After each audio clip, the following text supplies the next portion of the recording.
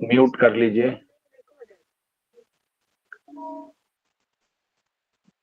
मानव व्यवहार के बारे में विद्वानों ने, विवेचकों ने इतनी बातें लिखी हैं और पूरा एक शास्त्र इसका निर्मित हो गया है, क्योंकि हमारे जो आपस के संबंध हैं वही तो व्यवहार हैं। पति पत्नी का संबंध, माता पिता का संतान से संबंध, संतान का माता पिता के प्रति, पड़ोसियों का आपस में रिश्ता, और जितने रिलेशन हैं, चाहे वो हमारे बिजनेस पार्टनर्स हों, मित्र हों, कलीग्स हों, सबके बीच में व्यवहार ही मुख्य है। मैंने आपसे अपने पहले व्याख्यान में चर्चा की थी कि इस संसार में कोई किसी का मित्र नहीं है, कोई किसी का शत्रु भी नहीं है। केवल व्यवहार ऐसी चीज है जिससे हम किसी को अपना मित्र बना लेते हैं या शत्रु बना लेते हैं। तो व्यवहार हमारे कर्म से परखा जाता है और हमारी दो तरह की कर्मेंद्रियां कर्म करने में विशेष भूमिका निभाती हैं। हाथों से हम विभिन्न प्रकार के कार्य करते हैं, लेकिन व्यवहार के क्षेत्र में वाणी का उपयोग सबसे ज्यादा होता है। इसलिए जब वेद में परिवार की सुख समृद्धि, शांति और सौभाग्य की वृद्धि के उपदेश किए गए हैं, तो वहां एक मुख्य बात यह है कि जाया पत्ये मधुमतीम वाचम वदतु शांतिवान। पत्नी पति से और पति पत्नी से ऐसी वाणी का व्यवहार करें जो दोनों के मन में शांति को जन्म दे, सुख को जन्म दे। और विवाह संस्कार के प्रारंभ में जो एक विधि की जाती है, मधुपर्क, दही में शहद मिला करके मधुपर्क वधु अपने होने वाले पति को भेंट करती हैं, इस आशा के साथ कि हमारे जीवन में सब दिशाओं से हमें मिठास मिलती रहेगी। तो ये दुनिया एक इको पॉइंट है। हम इसमें जैसा व्यवहार करते हैं, मीठा व्यवहार करते हैं, मिठास फैलाते हैं अपने व्यवहार से, तो मिठास वापस मिलती है। कड़वाहट फैलाते हैं तो कड़वाहट वापस मिलती है। दुनिया एक इको पॉइंट है। जैसा व्यवहार करेंगे वही कई गुना होकर हमें वापस मिल जाएगा। पिछली चर्चा में मैंने आपसे कहा था कि दुनिया में जितने भी लोग हमें मिलेंगे वो चार तरह के होंगे। एक वो जो हमसे आगे निकल चुके हैं, जीवन की दौड़ में आगे बढ़ गए हैं। दूसरे वो जो हमारे बराबर चल रहे हैं। तीसरे वो जो हमसे पीछे रह गए हैं। चौथे वो जो दुष्ट स्वभाव के हैं और हमारे रास्ते में बिना कारण के ऑब्स्टिकल बनते हैं, विघ्न बन जाते हैं, रुकावट बनते हैं। इन चारों लोगों से डील करने का, इन्हें हैंडल करने का तरीका महर्षि पतंजलि ने बनाया है। मैं इसको विस्तार से नहीं कहूंगा, बस संक्षेप में याद दिला दूं आपको, और कोई एक दो लोग अगर नए जुड़े हैं तो वो भी इस बात को समझ लें। जो आगे निकल गए हैं उनको आगे निकलता हुआ देख करके या निकला हुआ देख करके मन में ईर्ष्या उपजती है, जेलसी। ये स्वाभाविक है, सबके मन में उपजेगी। पतंजलि की सलाह है कि कोशिश करके, प्रयास करके मनुष्य को अपने व्यवहार में और अपने चित्त की प्रसन्नता के लिए ईर्ष्या न करके मुदिता जगानी चाहिए। मुदिता यानी प्रसन्नता, कि अरे देखो कितनी इसने प्रगति की है, मेहनत की है तो आगे बढ़ा है। आप आगे बढ़ना चाहते हैं तो आप भी पुरुषार्थ करें, आप भी आगे बढ़ जाएंगे। तो उससे प्रसन्न होइए और उससे इंस्पिरेशन लीजिए, प्रेरणा लीजिए। दूसरे वो लोग हैं जो बराबर चल रहे हैं। जो बराबर हैं हमारे, उनसे कंपटीशन का भाव, प्रतियोगिता का भाव उपजता है। प्रतियोगिता की बजाय सहयोगिता उपजानी चाहिए, कोशिश करके मैत्री उपजानी चाहिए।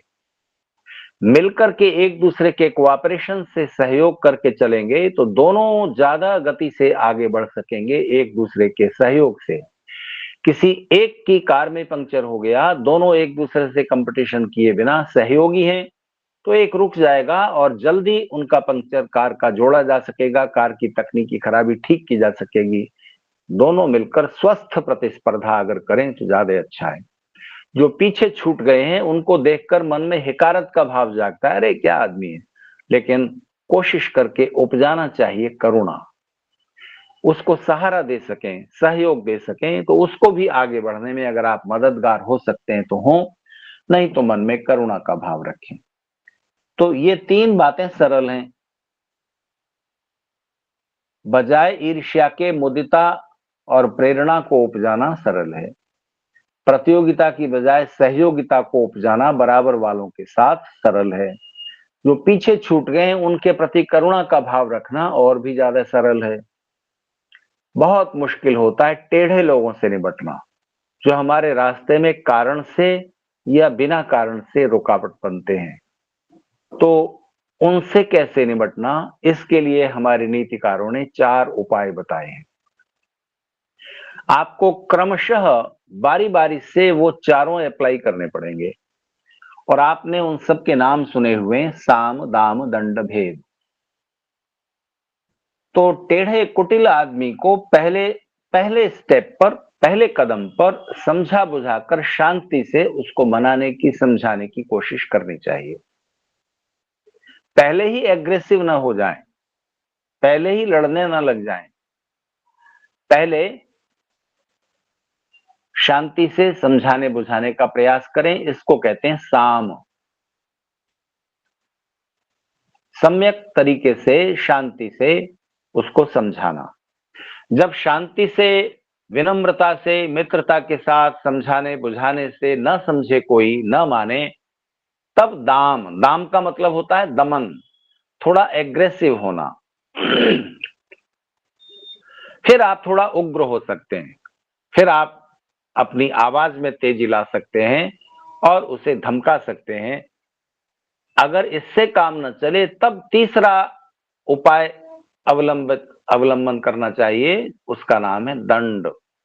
दंड मतलब पनिशमेंट, आप उसे दंडित कर सकते हैं, पनिश कर सकते हैं।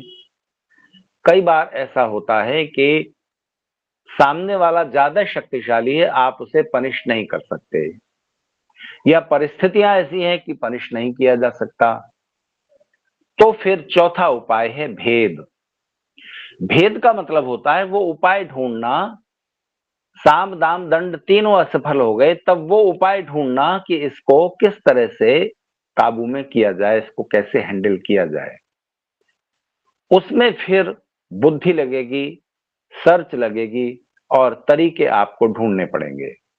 तो पिछली बार शायद मैंने आपको उदाहरण दिया था कि किसी गली से आप जा रहे हैं और उस गली में एक कुत्ता है जो भौंकता भी है और काटने की कोशिश भी करता है। ऐसे लोगों से निपटने का उपाय पतंजलि ने उपेक्षा बताया है।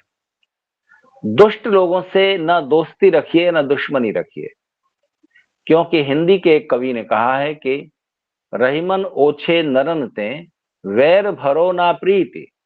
जो ओछे लोग हैं, दुष्ट लोग हैं, निम्न प्रकृति के लोग हैं, उनसे न दुश्मनी भरो न दोस्ती रखो। और उदाहरण दिया है, काटे चाटे श्वान के दो भांति विपरीत। कुत्ता अगर काटेगा तो भी बुरा है और चाटेगा तो भी बुरा है, उसकी लार में भी कई तरह के वायरस बैक्टीरिया रहते हैं। तो काटे चाटे श्वान के दो भांति विपरीत। तो आप गली के कुत्ते से आप कैसे हैंडल करेंगे उसको? तो पहला उपाय यही है कि साम, समझाकर, उचकार करके, अगर वो मान जाता है तो ठीक है। तो भौंकते और काटने वाले कुत्ते की उपेक्षा करें, बचकर निकल जाएं, चुपचाप निकल जाएं, भौंकता रह जाएगा। लेकिन उपेक्षा का दूसरा मतलब बारीक नजर भी रखें कि कहीं काट तो नहीं रहा, काटने तो नहीं आ रहा।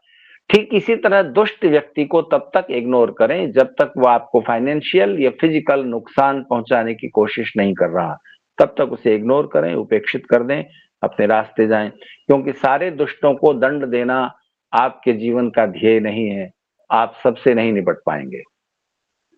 सारे कुत्तों को सुधारना, ठीक करना भी आपका लक्ष्य नहीं। इसलिए कुत्ते को या तो टुकड़ा डाल दो या पुचकार के काम बना लो। दोनों नहीं है, ना टुकड़ा डाल सकते ना पुचकारने से वो मान रहा है, तब फिर आपके पास डंडा होना चाहिए। डंडा भी नहीं है तो फिर आप रास्ता बदल लीजिए, यही एक उपाय है। तो दुष्ट को समझाने से नहीं मानता, दंड नहीं दिया जा सकता, एग्रेसिव होके भी काम नहीं चल रहा, तब फिर तरीके ढूंढने पड़ेंगे।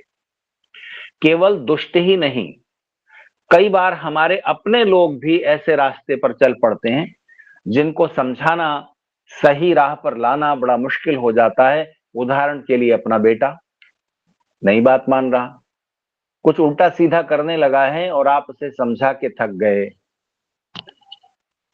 डांट फटकार के भी देख लिया, अब जवान हो गया है, आप पनिश क्या कर सकते हो? तब फिर आपको उसकी साइकोलॉजी समझकर, उसकी परिस्थिति समझकर रास्ते ढूंढने होंगे।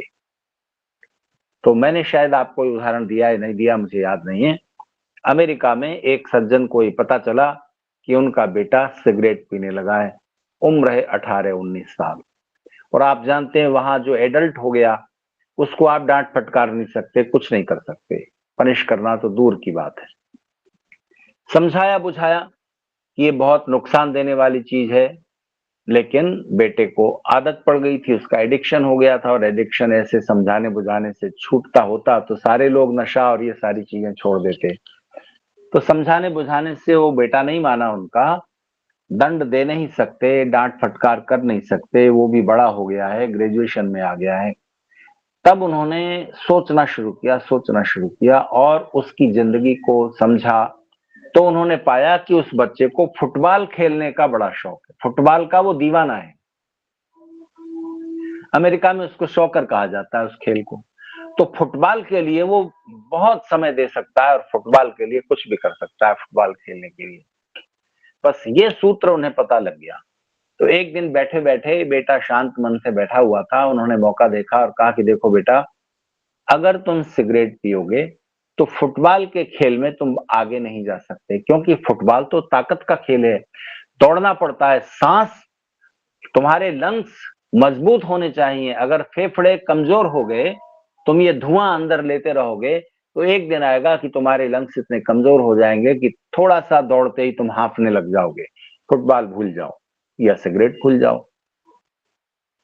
ये बात समझ में आ गई बेटे को, उठा, अपने कमरे में गया, जितनी सिगरेटें थी निकाल के लाया और पिता के सामने तोड़ मरोड़ के डस्टबिन में डाल दी। आज के बाद नहीं पीऊंगा। इसको कहते हैं भेद, वो तरीका ढूंढना, उसमें समझदारी लगेगी, बुद्धि लगेगी, आपको सर्च करना पड़ेगा, सोचना पड़ेगा। तो व्यवहार शास्त्र के इन तरीकों को हमारे नीतिकारों ने और ऋषियों ने बहुत अच्छी तरह से समझाया है। और एक बड़ी विशेष बात है, एक स्वस्थ समाज में आपसी संबंध सबके एक दूसरे की उन्नति की ओर ले जाने वाले होने चाहिए। ऋषि दयानंद ने एक स्वस्थ समाज कैसा हो, एक अच्छा समाज कैसा हो जिसमें सबको उन्नति के अवसर मिले, सब अपने अपने जीवन में खुश हो सकें, प्रसन्न हो सकें और उन्नति के अवसर मिल सकें, इसके लिए एक सुंदर समाज व्यवस्था ऋषियों ने हमें दी है। और महर्षि दयानंद सरस्वती, जो कि ब्रह्मा से लेकर जैमिनी पर्यंत ऋषि महर्षियों की आखिरी कड़ी हैं, उन्होंने एक चार्टर हमारे सामने, एक बहुत अच्छे समाज का कैसा स्वरूप होना चाहिए, इसका एक चार्टर आर्य समाज के 10 नियमों के रूप में हमारे सामने प्रस्तुत कर दिया है। इसका एक एक सूत्र बहुत मूल्यवान है।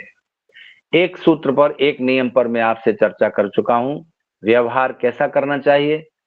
तो ऋषि आर्य समाज के नियम में स्पष्ट करते हैं, सबसे प्रीतिपूर्वक, धर्मानुसार, यथा योग्य व्यवहार करना चाहिए। यथा योग्य पर ध्यान दीजिए। प्रीतिपूर्वक आसान बात है, सबसे पहले पहले स्टेप पर तो प्रीतिपूर्वक ही बात करनी चाहिए। धर्मानुसार, कोई भी निर्णय करना हो तो व्यवहार शास्त्र का सिद्धांत है कि धर्म को बीच में रखें, न्याय को बीच में रखें। और इसका अर्थ होता है, जैसा व्यवहार में अपने साथ पसंद नहीं करता वैसा दूसरों के साथ न करूं, जैसा व्यवहार में अपने साथ पसंद करता हूं वैसा दूसरों के साथ करूं। एक उदाहरण से इस नियम की परतें हम खोल सकेंगे। धर्मानुसार, धर्म को केंद्र में रखकर बात होनी चाहिए। और इसमें बीच में एक तत्व प्रवेश कर जाता है, उसका नाम है स्वार्थ त्याग। हमारे जितने संबंध हैं, जितने रिश्ते हैं, उनके बीच में स्वार्थ की भावना प्रमुख होती है।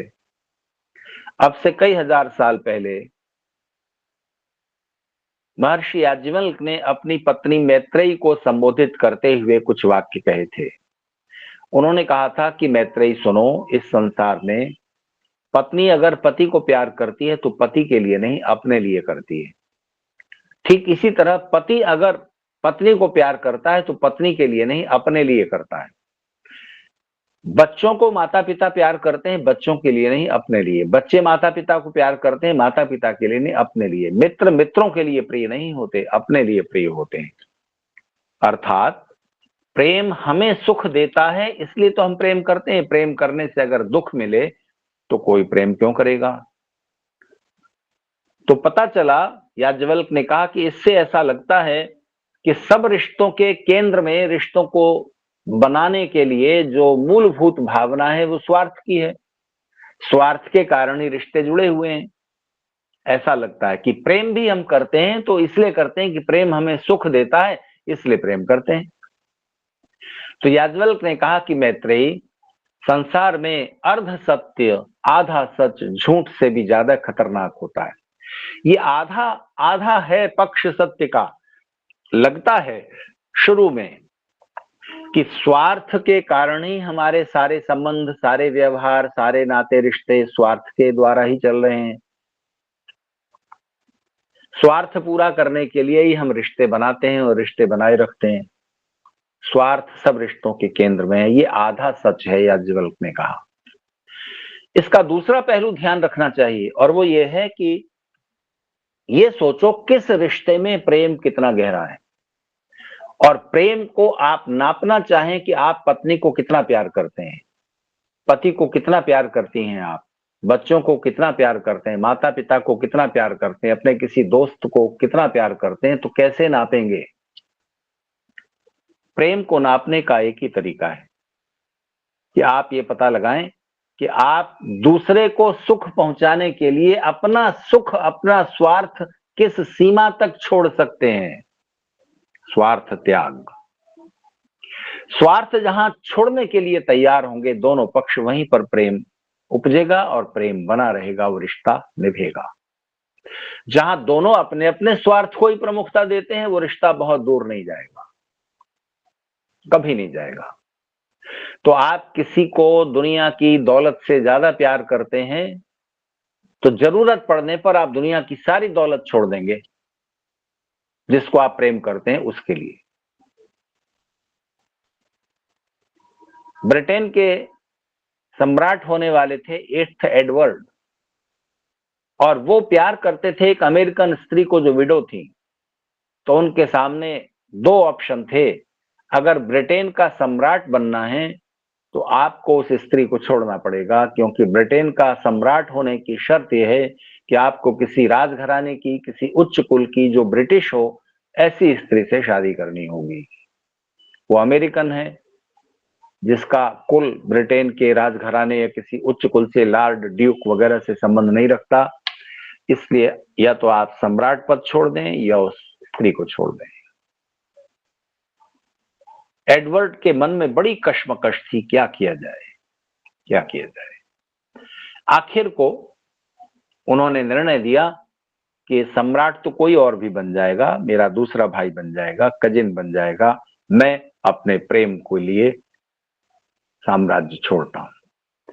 तो आप एक देश का सम्राट होना छोड़ सकते हैं, इसका मतलब आप साम्राज्य से, इतने वैभव से ज्यादा प्यार करते हैं किसी को, ये प्रमाणित हुआ, प्रूफ हुआ। आप किसी के लिए जरूरत पड़ने पर अपनी एक किडनी दे सकते हैं, अपने किसी रिश्तेदार के लिए, पत्नी के लिए, माता पिता के लिए। आप उससे अपने शरीर से ज्यादा प्रेम करते हैं। जरूरत पड़ने पर आप जान दे सकते हैं किसी के लिए, प्राण छोड़ सकते हैं, तो ये प्रूव होगा कि आप प्राणों से ज्यादा प्यार करते हैं। तो इतना प्रेम तो, स्वार्थ छोड़ने वाला प्रेम, हम उनको करेंगे जिनसे हमारे गहरे रिश्ते हैं। पर सामाजिक व्यवस्था में ऋषि दयानंद कहते हैं कि एक चीज छोड़नी पड़ेगी, और छोड़ने की वो सीरीज है, वही समाज शक्तिशाली होगा, वही देश शक्तिशाली होगा, जहां समझदार लोग, अपने देश, अपने राष्ट्र, अपने समाज को प्यार करने वाले लोग जरूरत पड़ने पर व्यक्ति का हित और परिवार का हित अगर टकरा रहे हों तो व्यक्ति का हित छोटा है, परिवार का सुख, परिवार का कल्याण बड़ा है। परिवार की भलाई के लिए एक आदमी अपने निजी हित को छोड़ने का साहस जहां कर सके, वहीं परिवार निभेगा और परिवार स्थिर रहेगा। परिवार का हित और गांव का हित अगर टकराएं तो परिवार के हित से गांव का हित बड़ा है, परिवार का हित छोड़ दीजिए। गांव का हित और जनपद का हित टकरा रहे हो तो जनपद का हित बड़ा है, गांव का हित छोटा है। जनपद के हित से प्रांत का हित, प्रांत के हित से राष्ट्र का हित बड़ा होता है, और राष्ट्र के हित से पूरी मनुष्यता की भलाई बड़ी है। तो उत्तरोत्तर आपको स्वार्थ त्याग करने के लिए तैयार रहना चाहिए। हित का अर्थ होता है वो हित जो सुख से ज्यादा बड़ा है। मैं आपसे कह चुका हूं कि सुख और कल्याण एक तरह मिले हुए हों, एक ही परिस्थिति में साथ साथ हो सकें, उस परिस्थिति को भद्र कहते हैं। सुख और कल्याण जुड़े हुए चलें, जीवन इस तरह जीना चाहिए, कोशिश ऐसी हो। पर बहुत कोशिश करने पर भी बहुत बार ऐसा होगा कि सुख और कल्याण विरोधी हो जाते हैं। तब बुद्धिमान व्यक्ति को सुख छोड़ देना चाहिए, कल्याण को स्वीकार कर लेना चाहिए। और उदाहरण मैं देता हूं कि डायबिटीज के मरीज को मिठाई खाना सुख देने वाला तो लगता है, लेकिन कल्याण उसमें नहीं है तो सुख छोड़ देता है। तो वो व्यक्ति बुद्धिमान है जो पुरोहित है, जो हित को आगे रखता है। पुरोहित का मतलब हित को आगे रखना। तो आर्य समाज के जो पुरोहित हैं वो यजमान के हित को आगे रखें तो पुरोहित हैं। यज्ञ कराएंगे, प्रार्थना करेंगे, कराएंगे तो यजमान के लिए करेंगे, अपने लिए अलग करना। इस समय तो आप यजमान के हित के लिए प्रार्थना कर रहे हैं, इसलिए उन्हें भी पुरोहित कहा जाता है। पर वो व्यक्ति बुद्धिमान है और जीवन में आगे बढ़ेगा जो सुख और हित में टकराव हो तो हित को आगे रख लेता है। अपने हित से ज्यादा बड़ा हित परिवार का, परिवार से जनपद का, गांव का, राष्ट्र का, समाज का। ऋषि दयानंद ने इसको बड़ा संक्षेप में एक नियम में बांध दिया, अपनी ही उन्नति से संतुष्ट न रहना चाहिए, सबकी उन्नति में अपनी उन्नति समझनी चाहिए। ध्यान रखिए, जिस समाज में, जिस देश में सब लोग अपनी अपनी उन्नति के लिए कोशिश करते रहेंगे, वहां एक खींचतान चलती रहेगी, और उस खींचतान में, छीन झपट में किसी का भी सुख नहीं उपजेगा। धन समृद्धि के साधन बहुत होंगे, सुखी कोई नहीं होगा, ऐसी अवस्था वहां होगी। और कम साधनों में वो देश ज्यादा सुखी हो जाएगा जहां एक एक व्यक्ति अपनी उन्नति को समाज और राष्ट्र की उन्नति के साथ संयुक्त कर देता है। ध्यान रखिए, ये दुनिया, ये समाज, ये राष्ट्र एक गोल घेरे की तरह होता है। दुनिया गोल है ना, धरती गोल है, पूरा यूनिवर्स, पूरा कॉस्मोस गोलाई में है, खगोल इसलिए कहते हैं। तो एक उदाहरण लीजिए, अगर 100 लोगों को आप एक गोल सर्कल में बिठा दीजिए, 100 लोग एक गोल सर्कल में बैठे हुए हैं, सबकी जेब में एक एक रुपया है, और उस गोल घेरे में आप ये रूल, ये नियम लागू करें कि आपके राइट साइड में जो इंसान बैठे हैं उनकी जेब में एक रुपया जो है उसको आप निकाल लीजिए।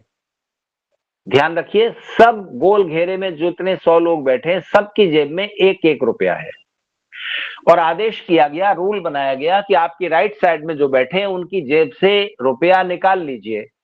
तो जब वो गोल घेरा पूरा हो जाएगा तब सबकी जेब में कितने रुपए बचेंगे? एक एक रुपया ही है ना। तो मैंने अपनी राइट साइड वाले की जेब से एक रुपया निकाल लिया, मेरी जेब से मेरी उस साइड में जो बैठा है, मैं जिसके राइट साइड में, उसने मेरी जेब से निकाल लिया। गोल घेरा जब पूरा हो जाएगा तो सबकी जेब में कितने रुपए मिलेंगे? 1 रुपया। 1 रुपया। इसके अपोजिट आप दूसरा रूल लागू कीजिए कि आपकी राइट साइड में जो सज्जन बैठे हैं उनकी जेब में, आपकी जेब में जो रुपया है वो डाल दीजिए। सब ऐसा करें, तो जब ये गोल सर्कल पूरा हो जाएगा सब अपने जेब का रुपया निकालकर अपने राइट साइड बैठे इंसान की जेब में डाल देंगे। तब जब गोल घेरा पूरा हो जाएगा तब सबकी जेब में कितने रुपए होंगे? 1 रुपया। सेम क्योंकि क्योंकि मैंने अपनी जेब का रुपया अपनी राइट साइड वाले की जेब में डाला, मेरे इधर जो बैठे उन्होंने अपनी जेब का रुपया मेरी जेब में डाल दिया, मेरी जेब से निकला, इधर से मेरी जेब में आ गया, गोल सर्कल पूरा हुआ, सबकी जेब में 1 रुपया बचा। लेकिन जमीन आसमान का अंतर है। राइट साइड बैठे इंसान की जेब से रुपया छीनने में जब सब लोग अपने राइट साइड बैठे इंसान की जेब से रुपया निकालेंगे, तो उस निकालने की कोशिश में एक छीन झपट जन्म लेगी। निकलने नहीं देना चाहूंगा मैं और निकाल लेना चाहूंगा, क्योंकि स्वभाव में छीन झपट आ गई। स्वभाव में केवल मेरा सुख ही सर्वोपरि हो गया, और इसका परिणाम होगा कि उस छीन झपट में कोई भी सुखी नहीं होगा। और देने की प्रक्रिया में मैंने अपनी जेब का रुपया दूसरे को दे दिया, उसने उसको दे दिया, उसने उसको दे दिया, उसने उसको दे दिया, मेरे इस साइड बैठे इंसान ने मुझे दे दिया। अभी भी एक ही रुपया है, लेकिन इस देने की प्रक्रिया में एक समरसता जन्म लेगी, एक सुख जन्म लेगा, एक प्रेम, एक प्रसन्नता जन्म लेगी। ये निर्णय करना है कि आप कैसी समाज व्यवस्था बनाना चाहते हैं। अब आप देखिए, एक दूध बेचने वाला दूध में जब सिंथेटिक दूध बनाकर मिलावट करता है, किस लिए करता है? दूसरों की जेब से कम समय कम परिश्रम में रुपया निकाल लेना है, इसलिए मिलावट कर रहा है ना। लेकिन जब वो अपनी मोटरसाइकिल में पेट्रोल डलाने जाएगा, तो वो क्या सोचता है? पेट्रोल उसको प्योर मिल जाएगी। तो एक इंसान पेट्रोल पंप का मालिक पेट्रोल में मिलावट कर रहा है, पेट्रोल पंप का मालिक कभी बीमार नहीं पड़ेगा। तो जब बीमार पड़ेगा तो दवाई खरीदेगा, तो मेडिसिन बनाने वाले ने मेडिसिन बनाने में मिलावट कर रखी है, क्योंकि समाज तो गोल है। आपने दूसरे की जेब से निकाला, आपकी जेब से किसी और ने निकाल लिया है, आपके बड़े भाई मौजूद हैं समाज में। तो इस गोल घेरे में सब जब करप्ट हो जाते हैं और अपनी ही उन्नति, अपना ही स्वार्थ सर्वोपरि समझने लगते हैं, वहां छीन झपट शुरू होती है। समृद्धि और सुख के साधन प्रचुर होने के बावजूद वहां सुख नहीं होगा। कम साधनों में कोई देश, कोई समाज ज्यादा सुखी हो सकता है, ज्यादा शांत और आंतरिक रूप से समृद्ध हो सकता है, यदि हम दूसरे नियम को लागू करें। घेरा तो गोल है। एक उदाहरण सुनिए और फिर सोचिए। दो दोस्त अपने गांव से शहर आकर रह रहे हैं पढ़ने के लिए। कमरा शेयर करके रह रहे हैं, कमरे का जो किराया है दोनों आधा आधा बांट लेते हैं, मिल करके खाना बनाते हैं, मिल करके रहते हैं, और उनमें आपस में मित्रता हो गई है, दोस्ती हो गई है। एक दिन एक दोस्त बीमार पड़ गया, उसको तेज बुखार आ गया है। गर्मी का मौसम है, अगर पंखा चलाया जाए गर्मी के मौसम में, तो पंखा चलाने से जिसको तेज बुखार है वो पंखा उसे अच्छा नहीं लगता, उसका बुखार बढ़ जाएगा। दूसरा जो दोस्त है, गर्मी का मौसम है, अगर पंखा नहीं चला तो उसे नींद नहीं आएगी, और अगले दिन उसका पेपर है, एग्जाम है, पंखा चलाना उसके लिए जरूरी है। तो आप बताइए कैसे निर्णय हो, पंखा चलाया जाए कि नहीं? आप कहेंगे पंखा चला लो और जिसको बुखार है वो कंबल ओढ़ ले। गर्मी के मौसम में कंबल रिजाई गांव से वो शहर में नहीं लाए हैं, पतली चादर है, उसमें पंखा अच्छा नहीं लगेगा उसको, जिसे तेज बुखार है, वो कांप रहा है सर्दी से, मलेरिया में जैसे मलेरिया बुखार हो तो और ज्यादा ठंड लगती है। तो अब पंखा चलाया जाना चाहिए कि नहीं चलाना जाना चाहिए? तो निर्णय नहीं हो सकता, और दोनों अपने अपने स्वार्थ को ऊपर रखेंगे। एक कहेगा कि मेरा कल पेपर है, मैं कैसे सोऊंगा, मेरी नींद पूरी नहीं हुई, पेपर खराब हो जाएगा, मैं तो पंखा चलाऊंगा। दूसरा कहेगा मुझे बुखार है, मेरा बुखार बढ़ जाएगा, तू जा कहीं बाहर दूसरी जगह जाके सो। अब ये दोनों दोस्त नहीं रहे, स्वार्थ ऊपर हो गया ना। और स्वार्थ जैसे ही प्रमुख हुआ दोनों का, वैसे ही दोस्ती समाप्त, रिश्ता खत्म, आपस के व्यवहार बिगड़ जाएंगे। तो क्या किया जाए? यहीं पर ये नियम काम आता है, अपनी ही उन्नति को प्रमुखता मत देना, अपनी ही उन्नति को केंद्र में मत रखना, केंद्र में रखकर सोचना दूसरे का भी सुख। चाहे वो दोस्त नहीं है, सिर्फ साथी है, रूम में रह रहा है, तो भी इस मानवीयता का, इस मानवीय नियम का, इस सामाजिक नियम का पालन करना जरूरी है। अपनी ही उन्नति को प्रमुखता न दें, सबकी उन्नति के साथ अपनी उन्नति जोड़ दें। तो कैसे होगा फैसला? अगर दोस्ती है तो जिसको बुखार है उसने कहा कि नहीं पंखा चला ले, मैं थोड़ा अपना बिस्तर दीवार के पास ले लेता हूं, पंखा कमरे के छत में बीच में लगा हुआ, मैं थोड़ा उधर सो जाऊंगा। अगर पंखा नहीं चला तेरी नींद पूरी नहीं होगी, तेरा पेपर नहीं बिगड़ना चाहिए, मेरा क्या है बुखार थोड़ा तेज हो जाएगा, मर थोड़े ही जाऊंगा, पैरासीटामोल की 2 टैबलेट और खा लूंगा, 2 दिन और एंटीबायोटिक खा लेंगे, ठीक हो जाऊंगा, तू चिंता मत कर, पंखा चला ले।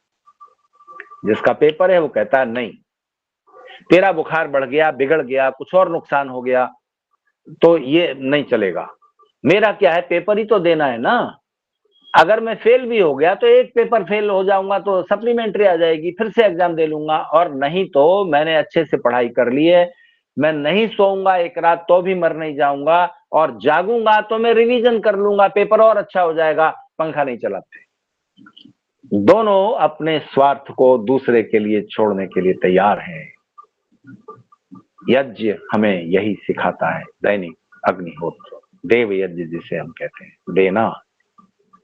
देव शब्द की परिभाषा यही है, देवो दानाद वा दीपनाद वा द्योतनाद वा द्युस्थानो भवति वा। हम हर उस चेतन व्यक्ति को या जड़ वस्तु को देव मानते हैं जिसके अंदर कुछ डिविनिटी है, जो हमें कुछ दे रहा है या दे सकता है। तो अपने अंदर की दिव्यताओं को विकसित करना, हम दूसरों के लिए सुख देने वाले हो सकें ये ध्यान रखना, इसी से रिश्ता निभेगा। तो देखिए 2 तरह के रिश्ते हैं जिनके साथ हमें रोज डील करना पड़ता है। एक तरह के रिश्ते वो हैं जिनको भगवान ने फिक्स किया है। हमारे माता पिता कौन हो ये फैसला हम नहीं करते, परमेश्वर निश्चित कर देते हैं किस परिवार में हमारा जन्म होना है। हमने थोड़ी चुना था कि हम इन माता पिता के यहाँ जन्म लें। ठीक इसी तरह से कौन सी सोल हमारे बेटे या बेटी के रूप में आए ये भी भगवान तय करते हैं। कौन हमारे सगे भाई बहन हो ये फैसला भी भगवान का होता है। इन रिश्तों को निभाने के लिए जिस प्रेम की जरूरत होती है वो प्रेम ईश्वर नैसर्गिक रूप से मन में उपजा देते हैं। उस प्रेम को आपको क्रिएट नहीं करना पड़ता। और मैं उदाहरण दिया करता हूं, किसी माँ के सामने आप ये प्रस्ताव रखो कि तेरी मम्मी से ज्यादा खूबसूरत ये दूसरा बच्चा, इसे प्यार कर, नहीं करेंगी। उनको अपना ही बच्चा प्रिय है, जैसा भी हो, मेंटली रिटार्डेड हो, हैंडीकैप्ड हो, अपना ही बच्चा प्रिय लगेगा। किसी बच्चे के सामने आप ये प्रस्ताव रखो तेरी मम्मी से ज्यादा खूबसूरत है दूसरी विश्व सुंदरी, इसे प्यार कर, करेगा नहीं। उसे अपनी ही मां चाहिए जैसी भी है। ये प्रेम नैसर्गिक है, नेचुरल है, इसमें परिवर्तन नहीं आता। दूसरे रिश्ते वो हैं जो आपने चुने हैं, आपके जीवन साथी, पति या पत्नी, आपके मित्र, आपके बिजनेस पार्टनर। उन रिश्तों को निभाने के लिए जिस प्रेम की और जिस सावधानी की और जिस स्वार्थ त्याग की जरूरत है वो आपको निरंतर करते रहना पड़ेगा। किसी व्यक्ति के प्रेम का पात्र आप बने रह सके, जीवन भर की साधनाएं पति पत्नी के संबंध में मित्रता निभती रहे, तो दोनों को ही, जो भी 2 मित्र हैं, स्वार्थ त्याग के लिए तैयार रहें। इदन नमम का भाव यही तो सिखाता है। तो जिस समाज में समाज के लिए, राष्ट्र के लिए जो लोग अपने संकुचित तुच्छ स्वार्थ को छोड़ने के लिए तैयार नहीं होते, उस समाज का भविष्य गुलामी लिखती है। उस समाज की डेस्टिनी, उसका भविष्य यही है कि वो पराधीन होंगे, दरिद्र रहेंगे, जो कुछ भी होगा पतन की ओर जाएंगे। जिस समाज को शक्तिशाली होना है उसमें समाज के हित के लिए, राष्ट्र के हित के लिए, दूसरों के हित के लिए, अगर दूसरों का हित बड़ा है, मेरा हित छोटा है, मुझे अपने हित को विथड्रॉ कर लेना चाहिए। आर्य समाज का नियम ये बोलता है। तो ऋषि दयानंद ने एक सुंदर चार्टर हमारे सामने रखा, सबके साथ प्रीतिपूर्वक धर्मानुसार यथा योग्य व्यवहार करना है। दुष्टों के साथ कैसा व्यवहार करेंगे? उनको उतना दंड देकर जिससे वो सुधर जाए, नहीं तो उनके जीवन का भी दुख बढ़ेगा। ये प्रीति है, ये दया है, उनको दंड देना। इसलिए न्यायाधीश को और समर्थ लोगों को उन पर दया दिखाने का अधिकार नहीं है, न्याय में ही दया इंक्लूड हो जानी चाहिए। तो व्यवहार के इन सिद्धांतों को हमें ध्यान में रखना चाहिए। हमारे किसी व्यवहार से दूसरे के हित को चोट न लगे, इसको हिंसा कहते हैं। दूसरे के हित में रुकावट बनना अन्याय से। तो पति पत्नी का संबंध हो, परिवार हो, जितने भी रिश्ते हो, सामाजिक संबंध हो, किसी संस्था में आप पदाधिकारी हैं, दूसरा भी पदाधिकारी है, सदस्य हैं, उन सब के साथ व्यवहार केंद्र में है। और जहां भी जितना स्वार्थ त्याग करना उचित है, वहां उसके लिए हमें तैयार रहना चाहिए। कौन स्वार्थ छोड़े? जिसको स्वार्थ छोटा है वो अपना स्वार्थ छोड़ दे, जिसका स्वार्थ बड़ा है उसको प्राथमिकता मिलनी चाहिए। आप कभी कोलकाता जाएं तो आप एक दृश्य देखेंगे कि गलियां हैं छोटी छोटी, उसमें दो लोग एक साथ कार लेकर के आ गए। अब एक बार में एक ही कार निकल सकती है, कोई भी पीछे हटने को तैयार नहीं है, कोई भी पीछे हटने को तैयार नहीं है, क्योंकि दोनों के स्वार्थ और अहंकार, ईगो, दोनों मिक्स हो गए। अब कौन किसके लिए रास्ता छोड़े? बर्नार्ड शॉ के जीवन की घटना है कि बर्नार्ड शॉ एक सीढ़ी पर चढ़ रहे थे, एक आदमी ऊपर से उतर रहा था। सीढ़ियां, वो स्टेयर्स नैरो थे, एक बार में एक ही आदमी निकल सकता था, और वो आदमी मोटा ताजा लंबा तगड़ा था। तो जब नजदीक आया सीढ़ियां उतरते हुए, तो उसने बर्नार्ड शॉ से कहा कि मैं बेवकूफों के लिए रास्ता नहीं छोड़ता हूं। बर्नार्ड शॉ एक तरफ हट गए, बोले मैं तो छोड़ देता हूं। तो ऐसे एरोगेंट लोगों के साथ कभी कभी ऐसे भी निपटना होगा, जो अपना स्वार्थ, छोटा स्वार्थ छोड़ने को तैयार नहीं है। तो आप ट्रैफिक में रोड रेज की घटनाएं देखते हैं ना, बस एक ही कारण है कि स्वार्थ के साथ ईगो और मिश्रित हो जाती है। एक बड़ी कार वाले से छोटी कार वाला टकरा गया, पीछे से उसने उसकी कार को डेंट लगा दिया। तो बड़ी कार वाले को अपने पुलिस ऑफिसर होने का अभिमान था और कार बड़ी है इस बात का भी अभिमान जुड़ गया। गलती किसकी है ये तय नहीं होता है। प्रायः जो इस तरह सड़क पर कुछ घटनाएं, दुर्घटनाएं हो जाती हैं, उसमें गलती किसकी है आसानी से तय नहीं होता। थोड़ी थोड़ी गलती दोनों की होती है, दोनों की असावधानी या गलती काम कर रही होती है। तो अब इस बड़ी कार वाले ने, जो पुलिस ऑफिसर था, अब उसके साथ दो अहंकार जुड़ गए, पुलिस ऑफिसर होने का और बड़ी कार वाला होने का। तो उतर करके इसने बड़ी कार वाले ड्राइवर को दरवाजा खोलकर उतारा और उसको दो थप्पड़ जड़ दिए। वो कार छोटी जरूर थी, पर न्यायाधीश की थी, वो जज थे, ड्राइवर नहीं, लेकिन जज थे पीछे बैठे हुए। तो अब जज का अहंकार बड़ा है ना, और उसका ओहदा भी बड़ा है, उसकी पावर भी बड़ी है पुलिस इंस्पेक्टर से। तो क्या हुआ होगा आप अनुमान कर लीजिए। तो प्रायः विवाद की जड़ दो ही होंगी दुनिया में, कहीं भी झगड़े होंगे, छोटे या बड़े, सड़क पर हो, दो राष्ट्रों के बीच हो, पति पत्नी के बीच हो, भाइयों के बीच हो, पड़ोसियों के बीच हो, कहीं भी छोटा या बड़ा कोई भी झगड़ा होगा, दो ही कारण होंगे, दो में से एक या दोनों इकट्ठे। दोनों अपने अपने स्वार्थ को बड़ा कर रहे हैं, और कोई भी स्वार्थ, जरा छोटा स्वार्थ भी छोड़ने को तैयार नहीं है। या अहंकार कारण होगा, मेरी ही बात ठीक है, मैं ठीक हूं। तो ये दोनों इकट्ठे हो जाते हैं, तब बात और ज्यादा कॉम्प्लिकेटेड हो जाती है। किसी नीति शास्त्री ने बड़ी सुंदर बात कही, अगर आप जीवन शांति के साथ जीना चाहते हैं, तो हर कुत्ते के साथ, हर दुष्ट के साथ आप निपटते रहेंगे, झगड़ा करते रहेंगे, तो फिर यही काम आप ले लीजिए। फिर पुलिस में, आर्मी में कहीं ऐसे भर्ती हो जाइए जहां दुष्टों से, विरोधियों से निपटना ही आपके जीवन का लक्ष्य होगा।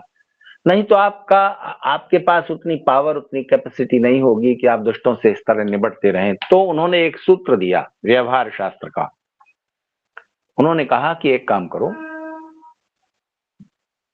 जीवन में हमेशा इस बात के लिए तैयार रहो कि आप उन बड़ी बड़ी चीजों का त्याग करने के लिए, सेक्रीफाइस करने के लिए तैयार रहें जिन पर आपका 50% से ज्यादा हक नहीं बनता।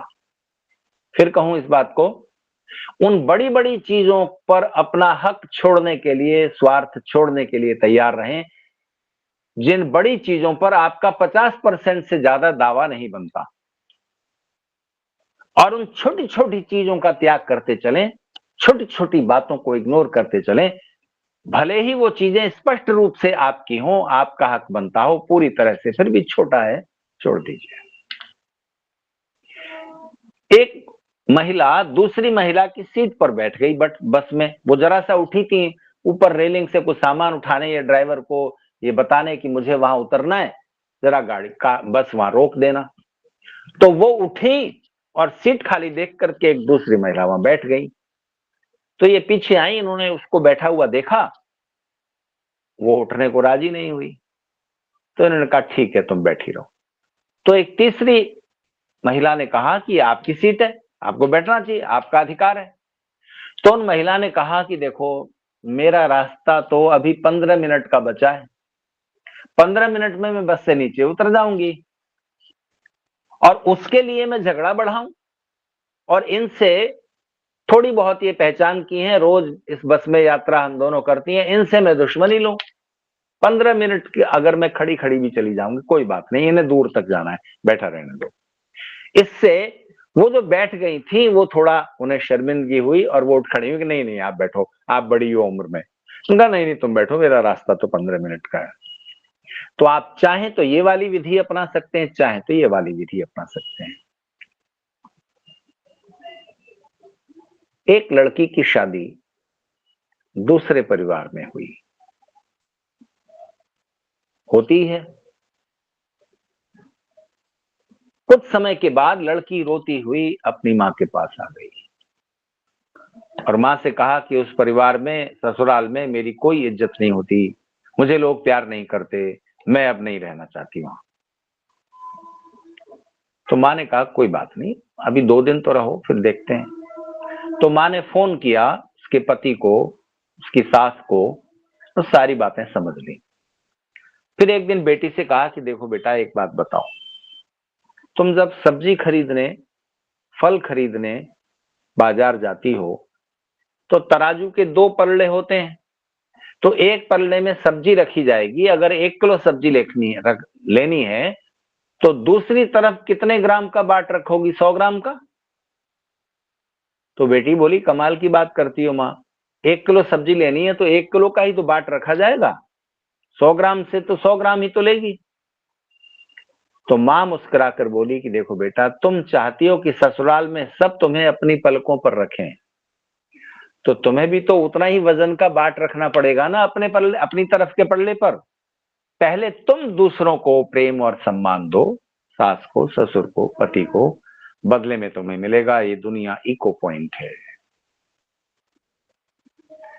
तो इसलिए विवाह संस्कार के अंत में जो प्रतिज्ञा की जाती है पति पत्नी के द्वारा, उसमें ऋषियों का ये निर्देश है, वेद मंत्र का ये कहना है कि दूसरे से हमें क्या सुख मिल रहा है, क्या मिलना चाहिए, दूसरे के क्या कर्तव्य हैं, ये चिंता बाद में। मैं दूसरे को क्या सुख पहुंचा सकता हूं, ये कोशिश पहले। दूसरे को अपने अनुकूल बनाना थोड़ी देर बाद, पहले अपने को दूसरों के अनुकूल ढाल के देखो। तो ये अनुकूलन की व्यवस्था सब जगह काम आती है। रास्ते पर चलते हुए आप भी दूसरे को जगह देते हैं, दूसरा आपको जगह देता है, दोनों की गाड़ियां निकल जाती हैं, नहीं तो टकराव होगा। तो दूसरे का हित भी ध्यान में रखना, तो व्यवहार शास्त्र का एक सिद्धांत है, मैंने आपसे कहा था विन विन पोजीशन। काम इस तरह कीजिए कि मेरा भी सुख हो, दूसरे का भी सुख हो। इससे ऊपर का स्तर वो होता है कि अगर मेरा सुख ना भी हो, कष्ट उठा करके भी मैं दूसरों को सुख पहुंचा सकूं, इसको हम श्रेष्ठतम स्तर कहते हैं। उस कर्म को यज्ञ कहा है ऋषियों ने। तो हमें जीवन में इन बातों को स्थान देना चाहिए अपने व्यवहार शास्त्र के बीच। एक छोटी कथा मुझे याद आई और उसको सुनाते हुए बात पूरी कर दूंगा।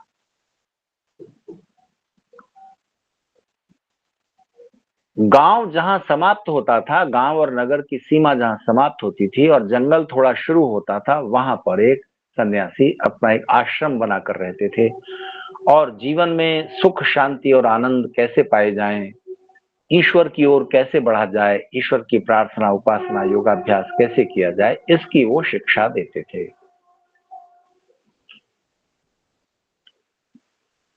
क्योंकि पुरुष ही वहां पर थे, इसलिए स्त्रियों का प्रवेश उन्होंने एक तरह से उपेक्षित रखा हुआ था, स्त्रियां आती भी नहीं थी। एक दिन कुछ स्त्रियां आ गईं और उन्होंने आग्रह किया कि क्या पुरुषों को ही अधिकार है ईश्वर की निकटता पाने का, महिलाओं को भी तो है, तो आप हमें भी प्रवेश दीजिए। सन्यासी बड़ी कश्मकश में पड़ गए, तो उन्होंने कहा कि देखो, मैंने जिस किसी को भी शिष्य चुना है, आश्रम में रहने का अधिकार दिया है, हर एक का टेस्ट लिया है कि वो जीवन का व्यवहार कैसे करेगा, जीवन की विषम कठिन परिस्थितियों में वो कैसे बिहेव करेगा, मैं इसका टेस्ट लेता हूं, तब आश्रम में प्रवेश मिलता है। तो आप आश्रम में प्रवेश के योग्य हैं या नहीं, इसका टेस्ट दीजिए, एक एक करके मेरे कमरे में आइए, ऑफिस में। तो बाहर जो कक्ष था जहां सन्यासी बाहरी लोगों से मिलते थे, वहां उन्होंने पहले एक स्त्री को बुलाया और उसके सामने एक उदाहरण रखा और कहा कि ये बताओ, समुद्र में तुम यात्रा कर रही हो एक नाव में बैठ करके, उस नाव में 50 पुरुष हैं और तुम अकेली स्त्री हो। तूफान आ गया, नाव नाव किसी तरह किनारे लगी और किनारे लगकर नाव टूट फूट गई। एक द्वीप में, एक आइलैंड में 50 पुरुष और एक तुम स्त्री हो। तुम वहां उस आइलैंड में एक द्वीप में हो, तुम उन 50 पुरुषों के साथ कैसा व्यवहार करोगी? वो 50 पुरुष अगर अनुचित व्यवहार करने लगे तो उन्हें कैसे हैंडल करोगी? ये स्त्री अविवाहित थी, पुरुष के स्वभाव चरित्र से अपरिचित। इसने सन्यासी को कहा कि गुरुजी, मैं उस आइलैंड में, उस द्वीप में, एकांत निर्जन जंगल में 50 पुरुषों के साथ रहूं और उनसे अपनी रक्षा के उपाय सोचूं, इससे अच्छा है कि मैं उस तट किनारे पर उतरूं ही नहीं और उस टूटी नाव में बैठ के समुद्र की लहरों के बीच ही मैं मर जाऊंगी, डूब जाऊंगी, तैरना मैं जानती नहीं हूं। व्यवहार का एक तरीका ये है। सन्यासी ने कहा कि आत्महत्या किसी भी बात का, किसी भी समस्या का समाधान नहीं होता। बहुत लोग कठिन परिस्थितियां आती हैं तो आत्महत्या का रास्ता चुन लेते हैं। आत्महत्या समाधान नहीं है। तुम इस आश्रम में प्रवेश नहीं पा सकती। और उन्होंने उस स्त्री को वापस कर दिया। दूसरी स्त्री को बुलाया। वो स्त्री विवाहित थी, अनुभव युक्त थी। सन्यासी ने उसके सामने भी यही समस्या रखी। तूफान में नाव टूट गई, 50 पुरुषों के साथ तुम जंगल में, एक द्वीप में, आइलैंड में अकेली हो।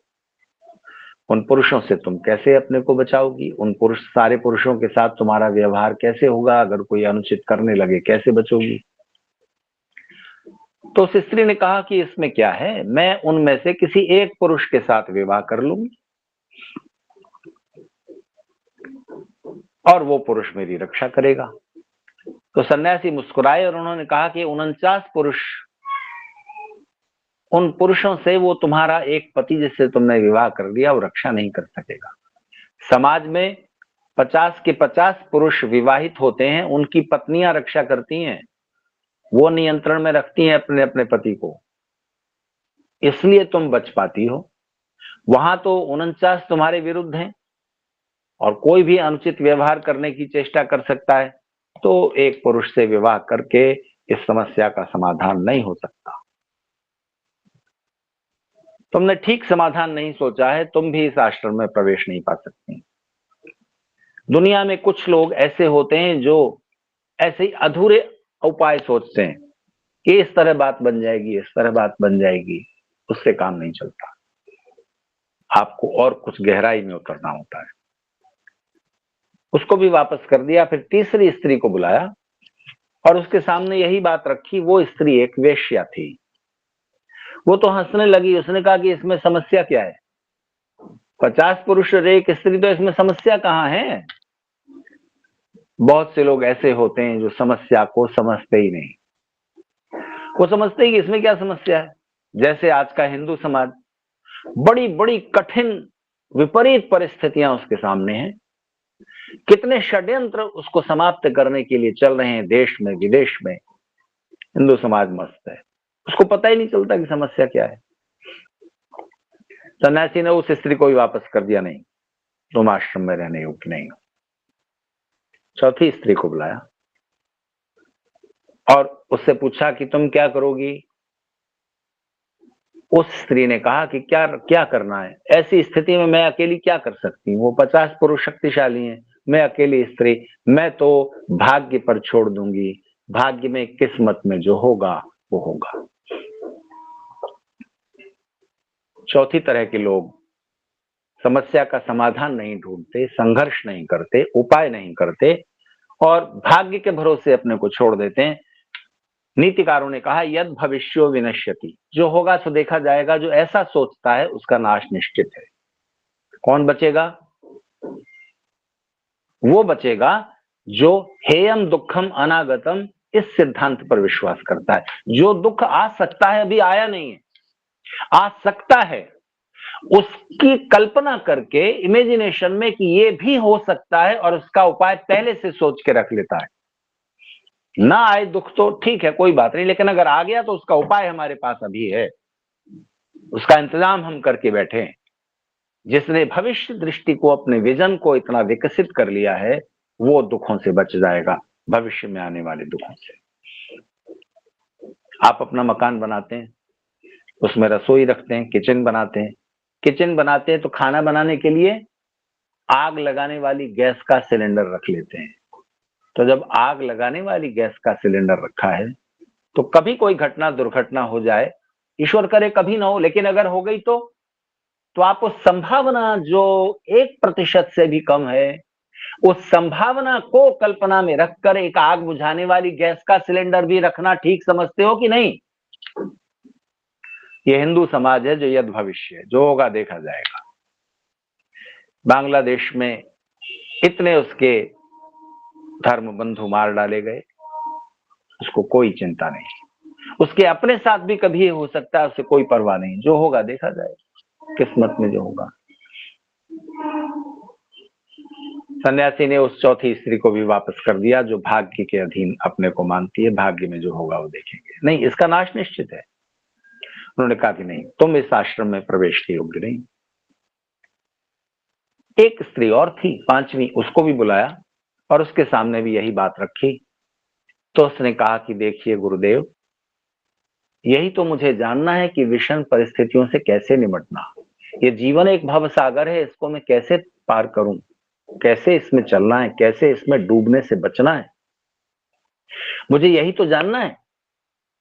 मुझे ना आत्मघात करना है, मैं जानती हूं कि एक समस्या है, लेकिन इस समस्या से ही इसका समाधान क्या है, यही तो आपके पास मुझे जानना है। तो सन्यासी ने कहा कि तुम इस आश्रम में प्रवेश के योग्य हो। जिज्ञासा है, क्यूरियोसिटी है, तुम जानने के लिए उत्सुक हो कि जीवन जीने का सही मार्ग क्या है। तो जीवन किस तरह जिया जाए? तो दो एक्सट्रीम विचारधाराएं चल रही हैं दुनिया में, चलती आ रही हैं।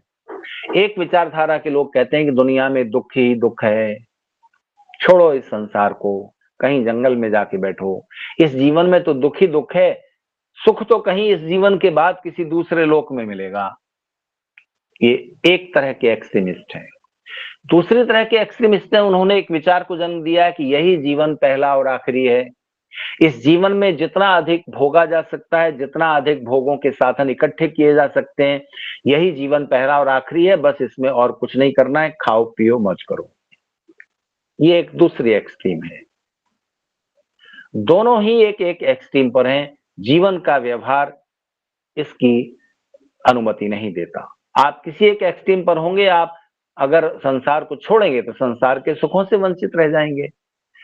त्याग और भोग दोनों को जोड़कर चलने का व्यवहार वेद सिखा रहा है। तेन त्यक्तेन भुंजीथा, संसार को त्याग पूर्वक भोगिए, बिना त्याग के भोगा नहीं जा सकता, और भोगों के साधनों का संग्रह किए बिना आप त्याग किस चीज का करोगे? त्याग त्याग क्या करोगे? आपके पास कुछ है ही नहीं।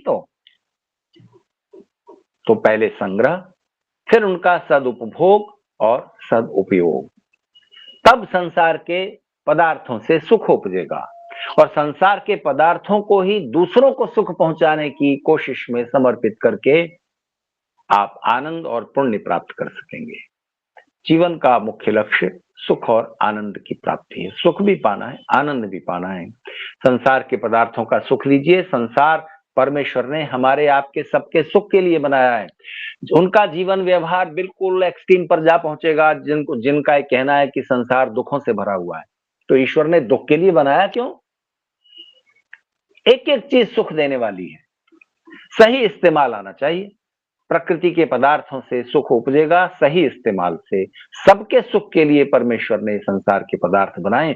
कोई व्यक्ति ये सोच करके कि सारा कुछ मेरे ही लिए है, इस इस भावना में पड़ जाएगा तो उसका व्यवहार गलत हो जाएगा और वो दुखी रहेगा। संसार के पदार्थों में सबका हिस्सा है। तो अन्याय से सुख के साधन इकट्ठे मत कीजिए, न्यायपूर्वक अपने पुरुषार्थ से प्राप्त कीजिए और उन्हें सुख में बदल दीजिए। संसार के पदार्थों का संग्रह भी करें, और जैसे ही आप उपभोग करना चाहेंगे, उपयोग करना चाहेंगे, वैसे ही त्याग जरूरी हो जाएगा। एक छोटी कथा और बात समाप्त कर दूं। एक गुरु और एक शिष्य दोनों ईश्वर प्राप्ति के मार्ग पर चल रहे थे। दोनों सन्यासी थे, एक युवा एक बुजुर्ग। एक गांव से दूसरे गांव उन्हें जाना था। गांव के रास्ते में पड़ती थी एक नदी। नदी को पार कैसे करें, दोनों तैरना नहीं जानते थे। तो एक नाव थी, उस नाव को चलाने वाला जो नाविक था, उसने कहा कि मैं 1-1 रुपया प्रति व्यक्ति प्रति यात्री किराया लेता हूं, तो मैं नदी पार करा दूंगा। गुरुजी बोले कि हमारे पास तो रुपया है नहीं, तुम उधर हमें नाव पार करा दो और कोई यात्री ले लो, हमें ऐसे बिठा के ले चलो, हम तो पैसे नहीं दे सकते। सचमुच गुरुजी के पास कुछ नहीं था। उस यात्री ने कहा कि फ्री में तो मैं नहीं ले जाऊंगा, आपको रुपए देने पड़ेंगे, 2 व्यक्ति हैं, 2 रुपए चाहिए। तो गुरुजी ने कहा ठीक है, हम नहीं जाते, इसी किनारे बैठे। तो वो नाव वाला नाव खोल कर जाने लगा। शाम हो गई थी, रात आने वाली थी। तो उस नाविक ने कहा कि देखो, यहां मत रुकना नदी के इस किनारे पर, क्योंकि शेर आता है रात में पानी पीने इसी घाट पर। अब शिष्य को डर लगा कि या तो शेर खा जाएगा यहां पड़े पड़े, तो उस पार हो जाए किसी तरह से तो भोजन भी मिलेगा, उस गांव में पहुंच जाएंगे, रात में ठीक से सोएंगे। तो उसने छुपा करके, गुरुजी से छुपा करके 2-3 रुपए अपनी कपड़ों के अंदर छिपा रखे थे। तो जब नाविक ने कहा कि फ्री में नहीं ले जाऊंगा और शेर आता है रात में, तब इस शिष्य ने 2 रुपए निकाल कर उस नाविक को दिए और कहा कि नहीं नहीं, ये लो 2 रुपए और हमें पार करा दो नाव में बिठा करके। तो नाविक ने 2 रुपए लिए और इन दोनों को नाव में बिठाया और नदी पार कर गए। नदी पार पहुंच करके शिष्य और गुरु दोनों में इस बात पर विवाद होता रहता था। शिष्य कहता था कि हमें भी कुछ धन, कुछ पैसा पास में रखना चाहिए। गुरुजी कहते थे सन्यासी की आवश्यकताएं पूरा करना समाज का काम है, हम क्यों धन इकट्ठा करें। तो उन दोनों में इस मुद्दे को लेकर मतभेद रहता था। तो शिष्य ने पार उतर के गुरुजी को कहा कि गुरुजी देखा, अगर आज मेरे पास 2 रुपए न होते तो शेर खा गया होता हम दोनों को। तो गुरुजी ने कहा कि पागल, अगर तू 2 रुपए रखे ही रहता तो भी शेर खा जाता। तूने उन रुपयों को छोड़ा, त्यागा, मल्लाह को दिया, तो पार हो पाए हैं। तो अब बताइए, त्याग बड़ा है कि भोग? संग्रह बड़ा है कि त्याग? तो जीवन व्यवहार वेद का कहता है समन्वय, संतुलन, संगतिकरण। यज्ञ का केंद्रीय तत्व संगतिकरण। तो परिवार में आप हैं, समाज में आप हैं, सबसे ठीक ठीक तालमेल रखना है, सबसे निभाकर चलना है। तो व्यवहार के इन सूत्रों को संभालें। दुष्टों से निपटने के लिए अकेले अकेले आप नहीं लड़ पाएंगे तो संगठन बनाना चाहिए, क्योंकि दुष्ट बड़ी आसानी से संगठित हो जाते हैं, यूनाइटेड हो जाते हैं। सज्जनों की सबसे बड़ी प्रॉब्लम क्या है?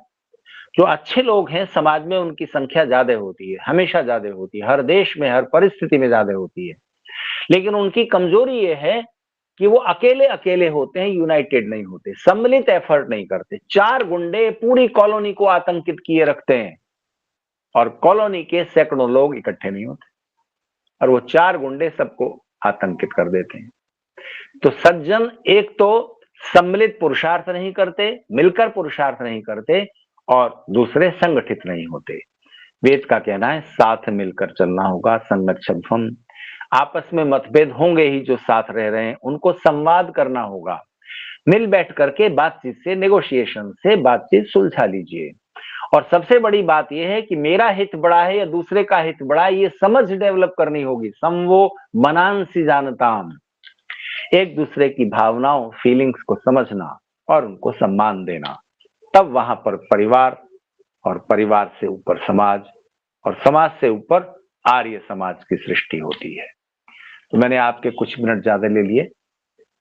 जीवन व्यवहार की बातें तो बहुत ज्यादा हैं, लेकिन मैं समझता हूं कि अब इस टॉपिक को और लंबा नहीं खींचेंगे। 3 सत्र हो गए इसके, और आप लोग जो भी इन सूत्रों को, जो ऋषियों ने और हमारे प्राचीन नीतिकारों ने हमें सौंपे, उनको आपने सुना, समझा, हृदयंगम किया। आपके परिवार में, आपके पड़ोस में, आपके समाज में, आपके राष्ट्र में सब प्रकार से सुख समृद्धि बढ़े, मेरी सद्भावनाएं स्वीकार करें। ओम शांति।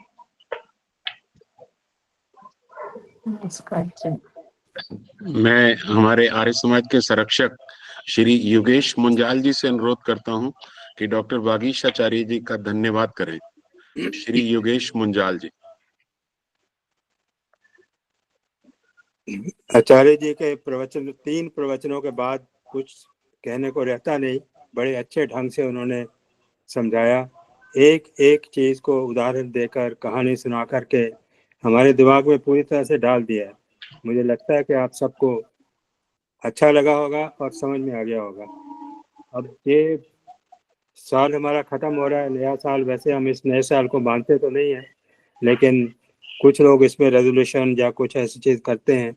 यदि आप करते हैं तो यदि इसी को आप लेकर चलें कि हमारा व्यवहार अगले साल 2025 में अच्छा होगा, जिससे हमारे परिवार में संबंध अच्छे होंगे, समाज में संबंध अच्छे होंगे, आम लोगों के साथ संबंध अच्छे होंगे, तो अच्छा रहेगा। हम रह तो चल तो रहे हैं कलयुग में, हम अपनी तरफ से व्यवहार करते हैं कलयुग वाला, लेकिन दूसरे से उम्मीद रखते हैं सतयुग वाला व्यवहार। यदि ये हम भूल सामने रखें कि कलयुग है तो वो भी कलयुग वाला व्यवहार करेगा, तो शायद कम प्रॉब्लम्स आएंगी। तो मुझे उम्मीद है आप आचार्य जी के बताए हुए सारे जो मंत्र हैं, सारे जो सूत्र हैं, उन पर विचार करेंगे, और कम से कम एक विचार, एक चीज तो अपने जीवन में लाएं, जिससे हमारा व्यवहार अच्छा हो, हमारे परिवार सुखी रहे, समाज सुखी रहे, हम सब सुखी रहे। इन शब्दों के साथ एक बार फिर आचार्य जी का धन्यवाद। धन्यवाद योगेश जी। मैं आचार्य जी से अनुरोध करता हूं कि शांति पाठ के द्वारा आज की सभा को समाप्त करें।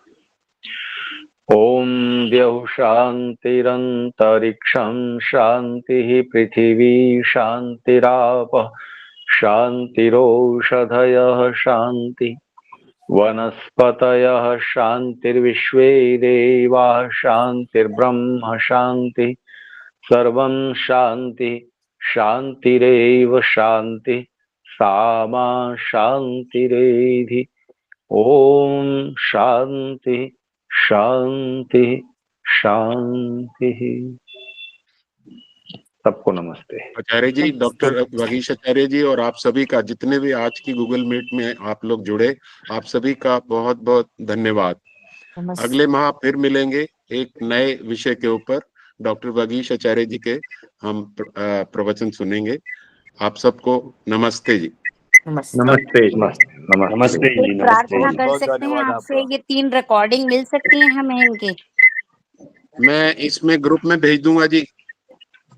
मैं इस ग्रेटर कैलाश के ग्रुप में तो नहीं हूँ मैं, लेकिन वैदिक जो हमने वैदिक श्रुति मंडल बनाया उसमें हैं आप?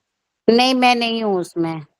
तो आप ऐसा करिएगा, मेरे को अपना नंबर और नाम भेज दीजिए, मैं आपको ग्रुप में जोड़ लूंगा और पहले जो 2 भेज चुका हूँ वो भी दोबारा भेज दूंगा। ये इसी ग्रुप में मैं अपना नंबर डाल दूं? आप मेरा नंबर नोट कर लीजिए ना, मुझे